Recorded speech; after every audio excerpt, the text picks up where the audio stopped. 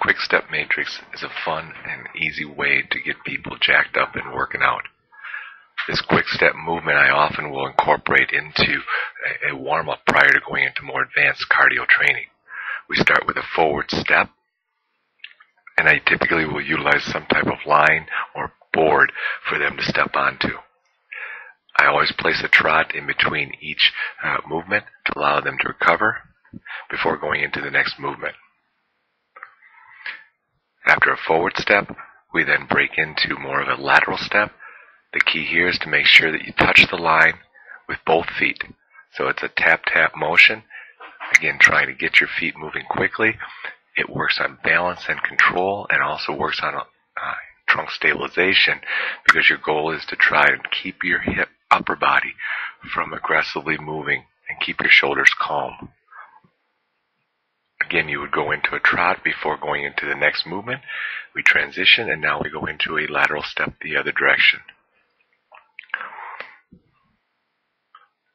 Keeping your shoulders calm is the key. It teaches your trunk how to stabilize and avoid the upper body from being pulled into a frontal plane due to the momentum driven or created by the movement. We now transition and start the crossover movement. Again, what you're trying to do here is make sure that you cross over. Always lead with the outside foot going across the line first.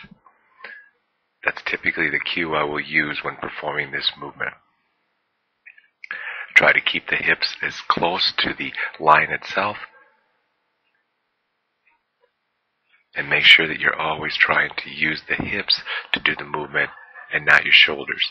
Once again, you'll see your shoulders stay relatively consistent with the frontal plane while your hips are doing all the rotational movements. Most of my clients are able to manage this fairly easy and learn it. From there, it just becomes a great exercise to go ahead and increase cardiovascular efficiency as well as improving foot agility. We finish up with what I call the switch drill, where now you are just working at tapping the opposite side of the line as quick as you can with both feet. Notice I try to get my arms rhythmically involved with my lower torso to help me improve my ability to coordinate and develop better total body movement quality.